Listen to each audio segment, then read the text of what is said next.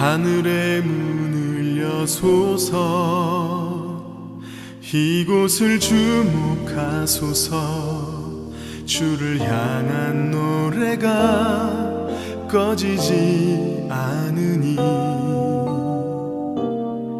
하늘을 열고 보소서 이곳에 임재하소서 주님을 기다립니다 기도의 향기가 하늘에 닿으니 주여 임재하여 주소서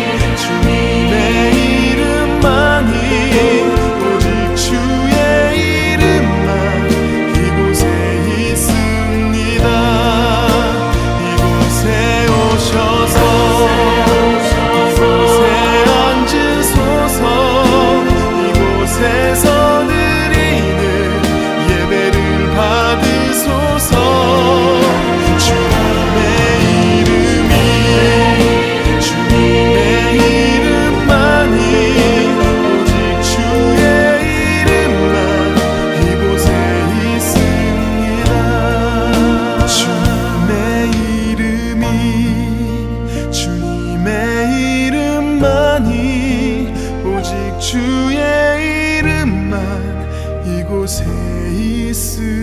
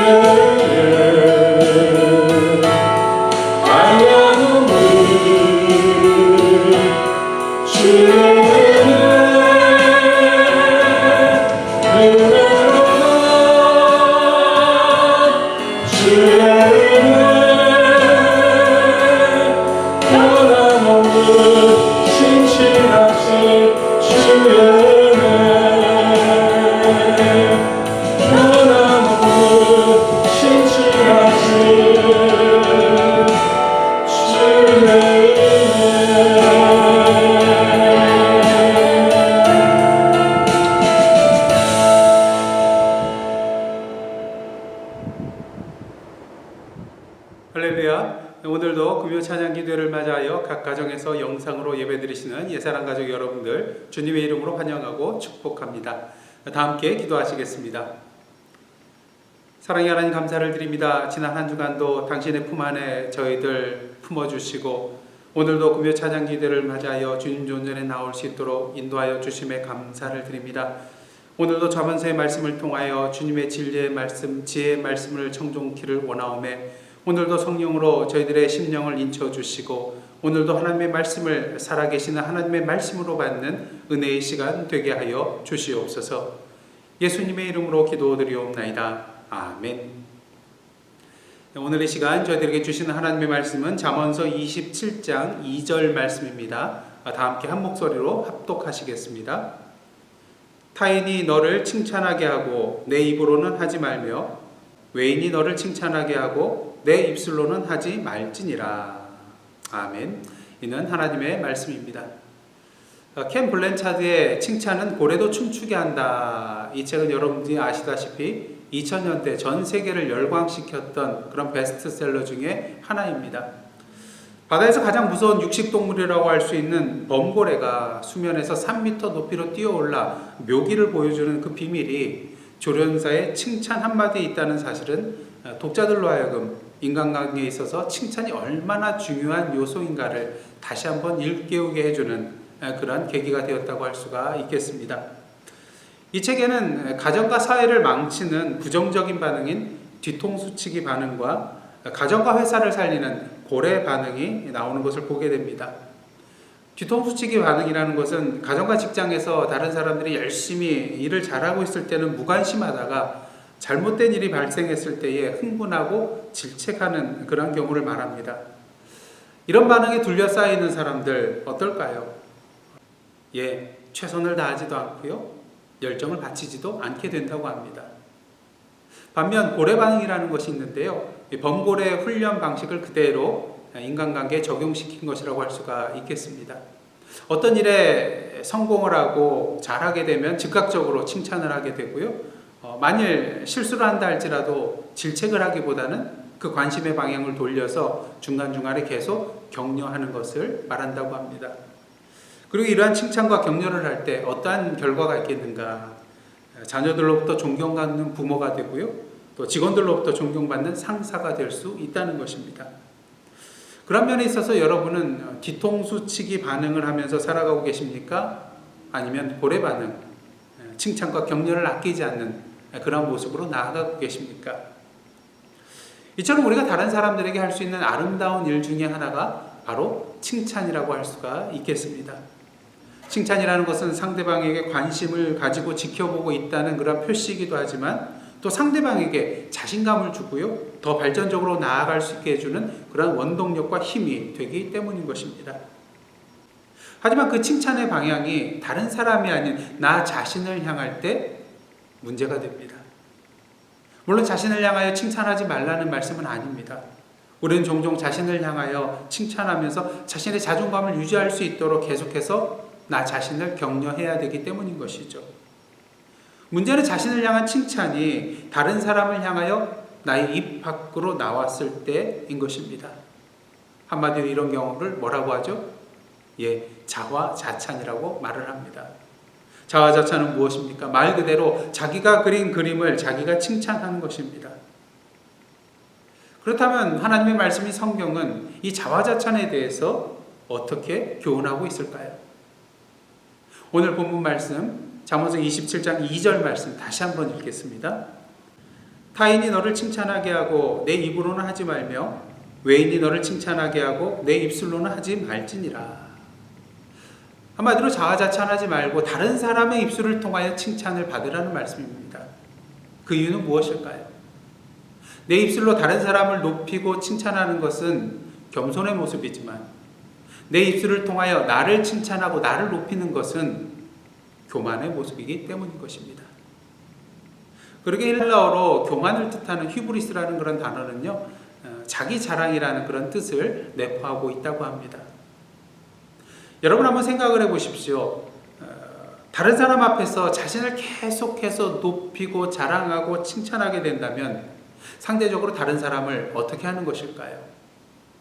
비록 내 입술을 통하여 직접 다른 사람을 깎아내리는 일을 하지 않는다 할지라도 나를 자꾸 높임으로 말미암아 상대적으로 다른 사람을 낮추게 되는 그런 결과를 맞게 된다는 것입니다.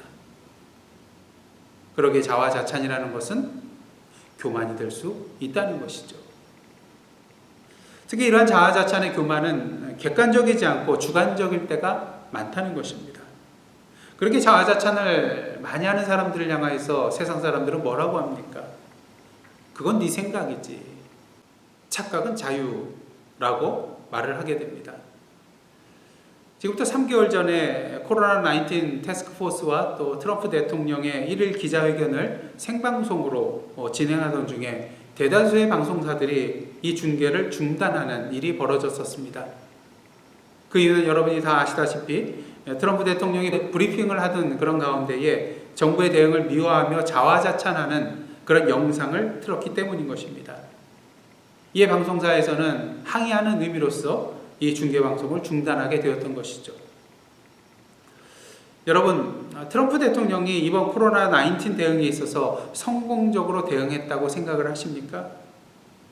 아마 많은 사람들이 그렇지 않다고 생각을 하고 있을 것입니다. 그러게 오바마 전 대통령은 트럼프 행정부의 코로나19에 대한 대응을 완전히 혼란스러운 재앙이라고 비난한 것을 우리가 기억을 합니다. 또한 최근 한 여론조사에 의하면 어떻습니까? 트럼프의 국정 지지율이 지난달 49%에서 38%로 떨어진 것을 알 수가 있습니다. 무엇을 말합니까? 트럼프의 자화자찬은 그의 주관적 판단이요 착각에 불과하다는 것이죠.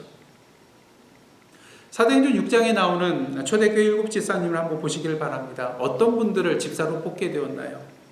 사도행전 6장 3절 말씀입니다. 형제들아 너희 가운데서 성령과 지혜가 충만하여 칭찬받는 사람 7을 택하라. 스스로 자기를 칭찬하는 사람을 말하지 않습니다. 다른 사람들로부터 칭찬을 받는 사람을 택하여 세우라고 하고 있는 것을 보게 됩니다.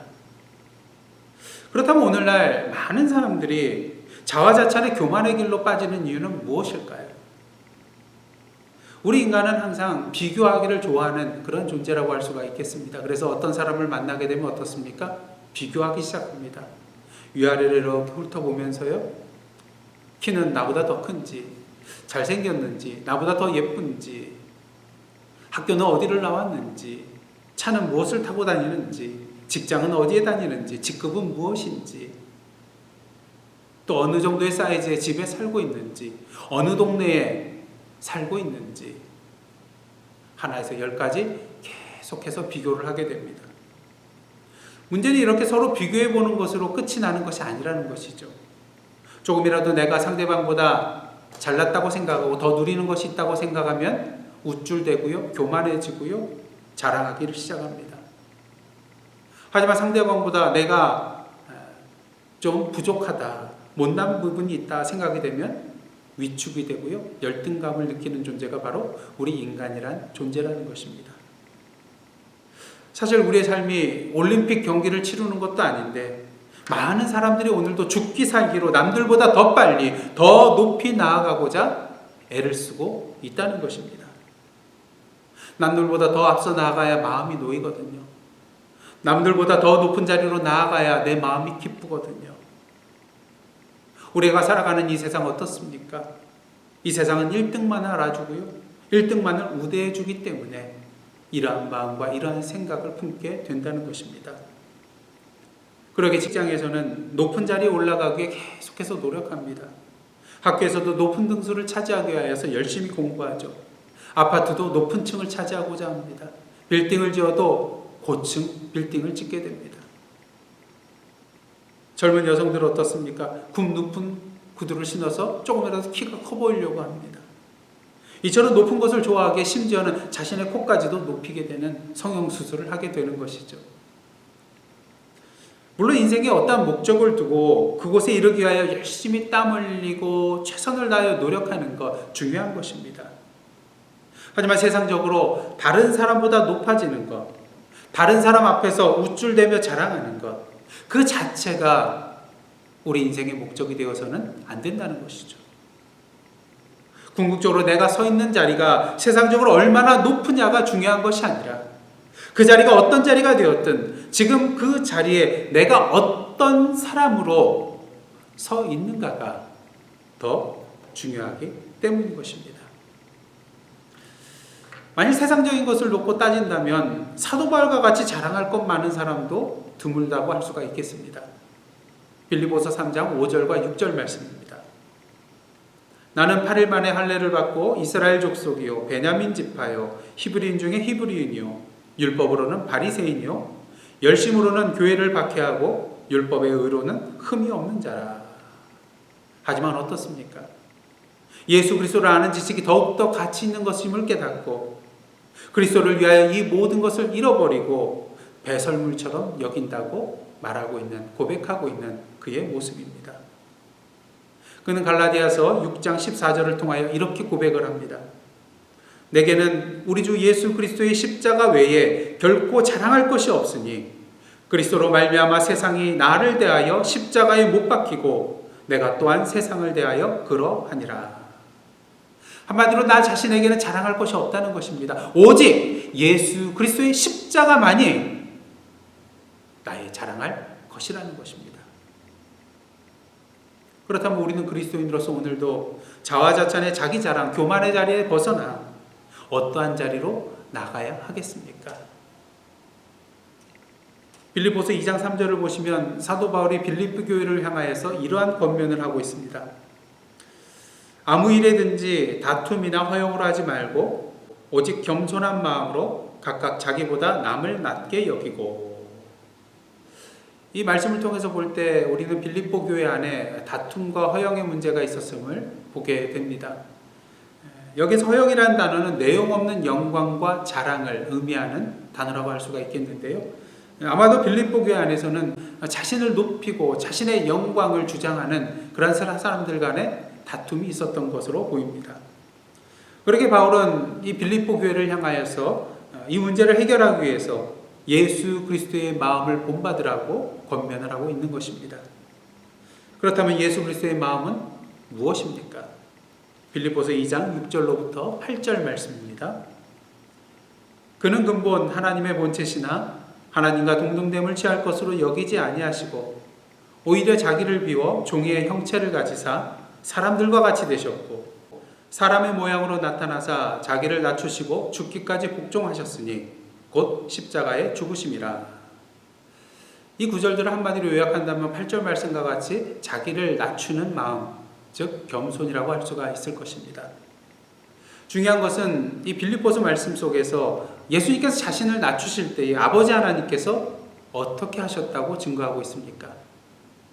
빌립보서 2장 9절로부터 11절 말씀입니다.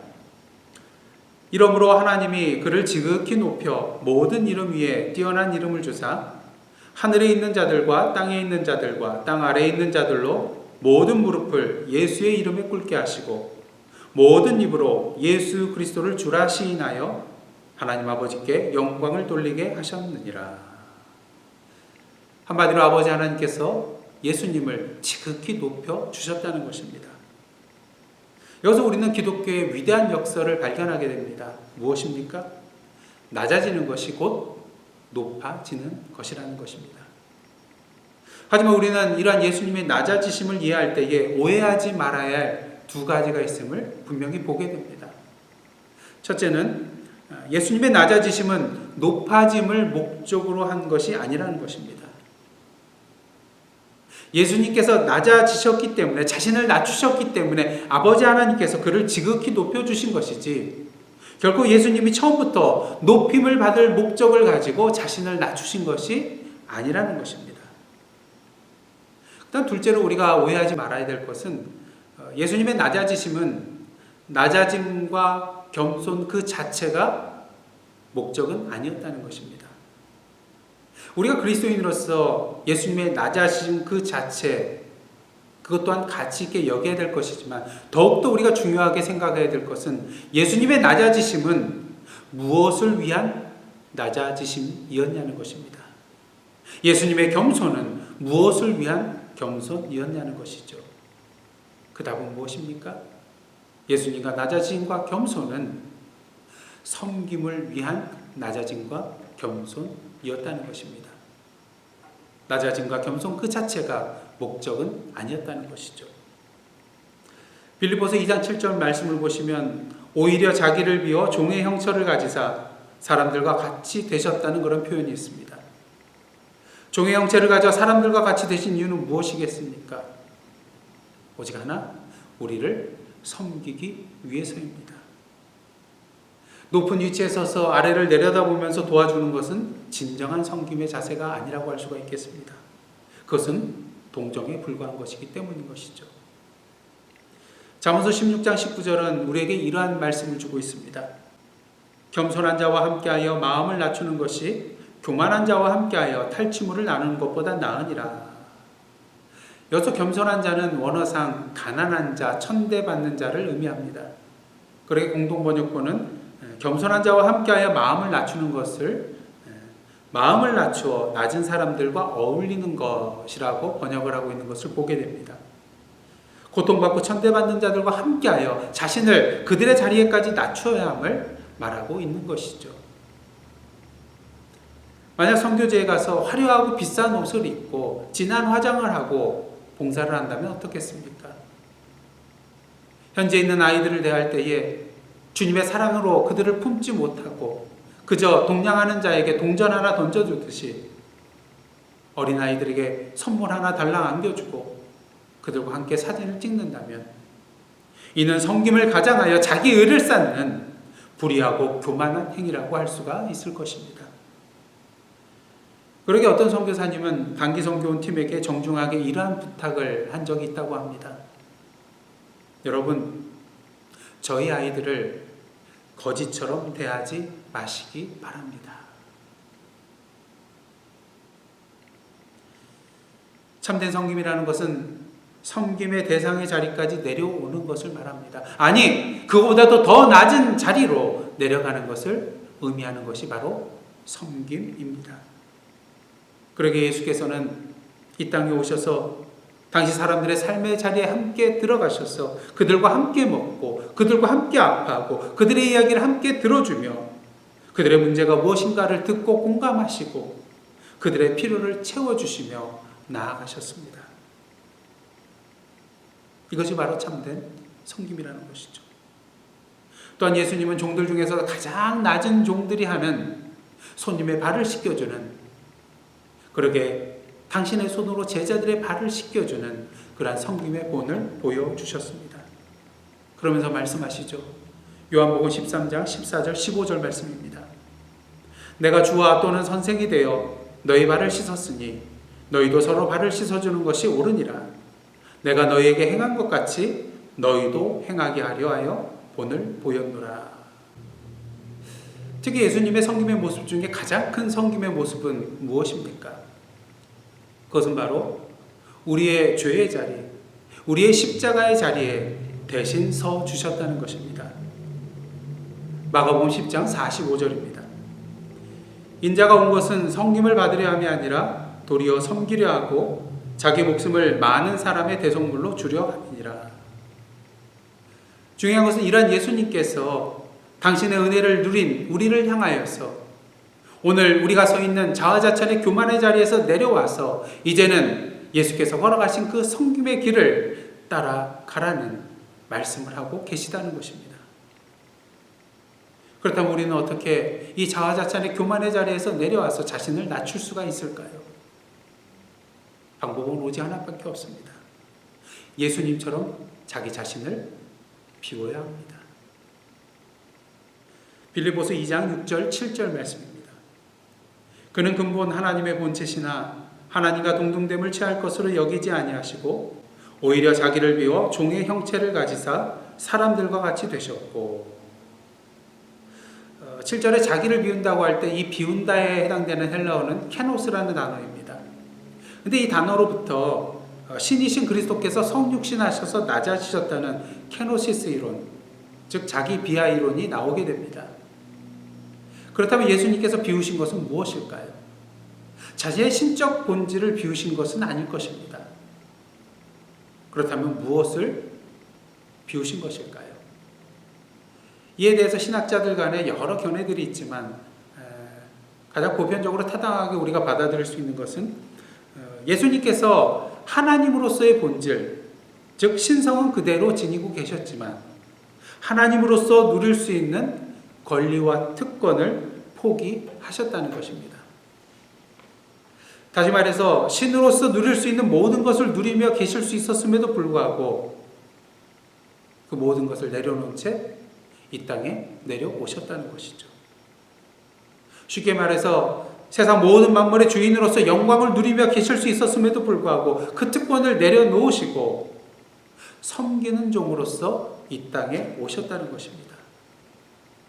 그리고 어느 길까지 나아가시나요? 빌립보서 2장 8절 말씀입니다. 사람의 모양으로 나타나사 자기를 낮추시고 죽기까지 복종하셨으니 곧 십자가에 죽으심이라. 십자가의 자리, 그 자리는 높음의 자리, 영광의 자리가 아닙니다.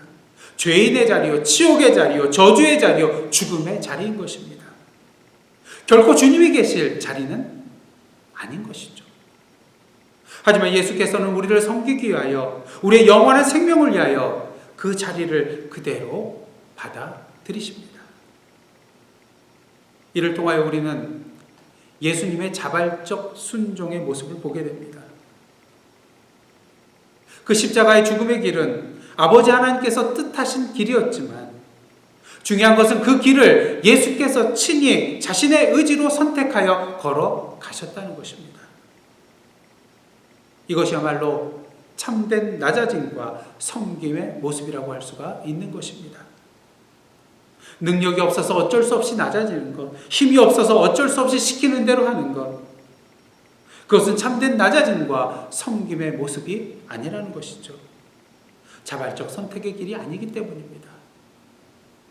하지만 그 길을 가지 않아도 될 능력이 있음에도 불구하고, 그 길을 거부하고 뒤집을 능력이 있음에도 불구하고 그 길을 자발적으로 선택하여 걸어갈 때에 우리는 그것에 대하여 참된 낮아짐과 섬김의 모습이라고 말을 하게 되는 것입니다. 이처럼 예수께서는 우리를 섬기기 위하여 자발적 순종의 길을 걸어가셨습니다.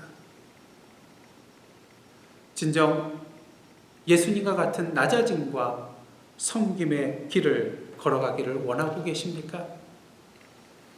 그렇다면 여러분이 선택하여 가는 길이 어쩔 수 없이 끌려가는 길이 되지 않기를 원합니다.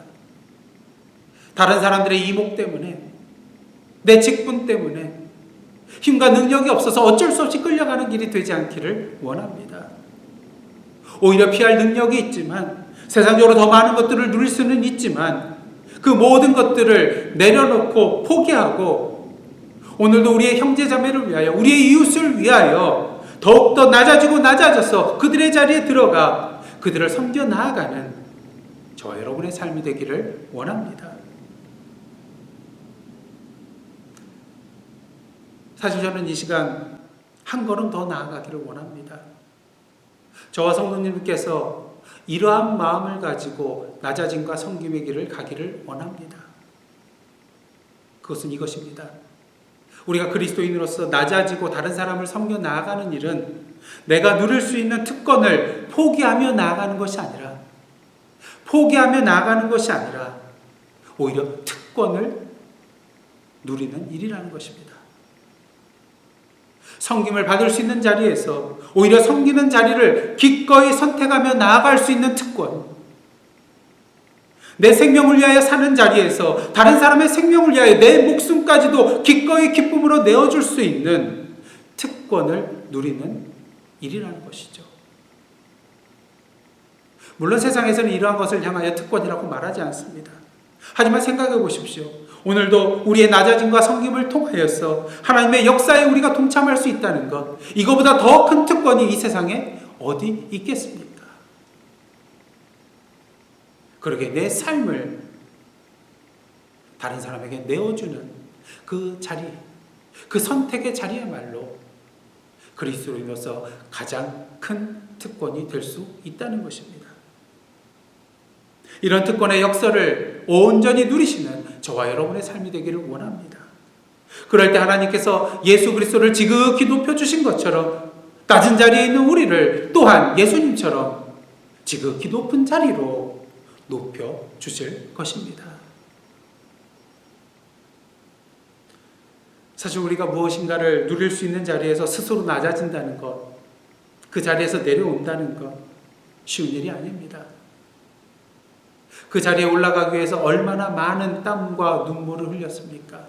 그 자리를 유지하기 위하여 얼마나 부단한 노력을 해왔습니까? 그렇게 쉽지 않은 일입니다. 하지만 그때마다 낮아짐과 성김의 길을 먼저 걸어가셨던 예수 그리스도를 생각하고 기억하시기를 원합니다. 예수님께서 성육신하여 이 땅에 오신 것 자체가 사실은 고난이요 십자가였습니다. 신의 존재 방식으로 살아가던 분이 인간의 존재 방식으로 사셔야 했기 때문인 것이죠. 그렇다면 예수께서 이렇게 낮아지셔서 우리를 섬기실 수 있었던 이유는 무엇입니까? 그 이유는 오직 하나, 사랑입니다. 그러기에 예수께서는 내가 너희를 사랑한 것 같이 너희도 서로 사랑하라 말씀하신 것입니다. 사랑 없이는 다른 사람을 위하여 낮아질 수 없고요. 사랑 없이는 다른 사람을 위하여 섬길 수 없기 때문인 것입니다. 오늘도 세상에 많은 사람들이 세상적인 높은 자리에 오르려고 혈안이 되어 있습니다. 발버둥 치고 있습니다. 어떤 방법과 수단을 동원해서라도 그 지위를 차지하려고 애를 쓰고 있습니다. 자아자찬의 길을 걸어가고 있습니다. 교만의 길을 걸어가고 있습니다. 나 자신을 드러내놓고 자랑하려고 하고 있습니다.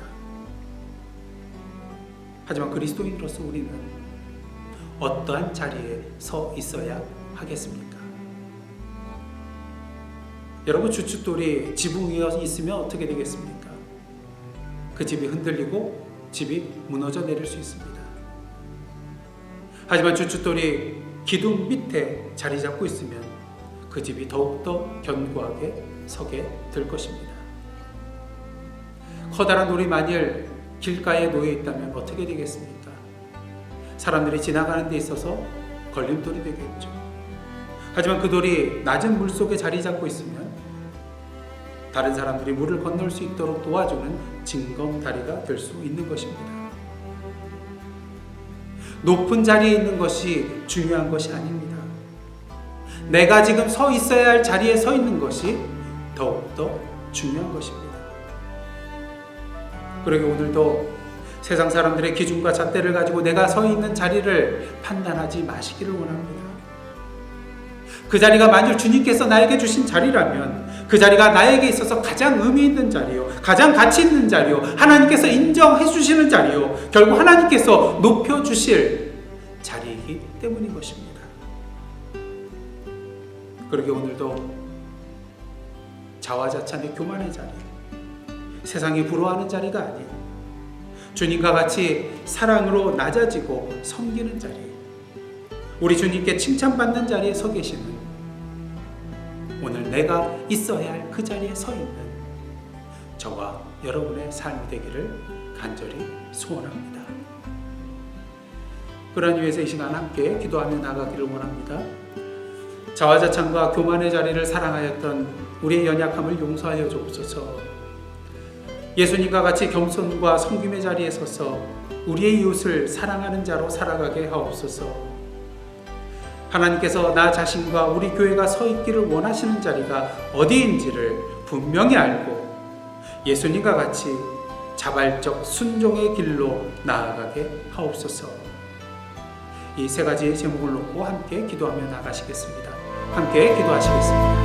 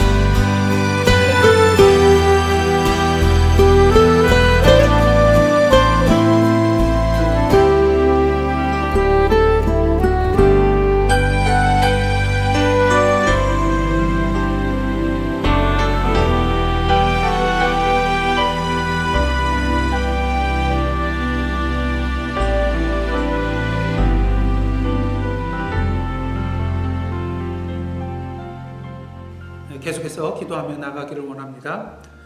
코로나 바이러스로 인하여 신음하고 있는 지구촌을 위하여 기도해 주시되, 특히 백신 개발 마지막 임상 3상 시험이 순조롭게 진행되어 하루속히 백신이 전 세계에 공급될 수 있도록 위해서 기도해 주시기를 원합니다.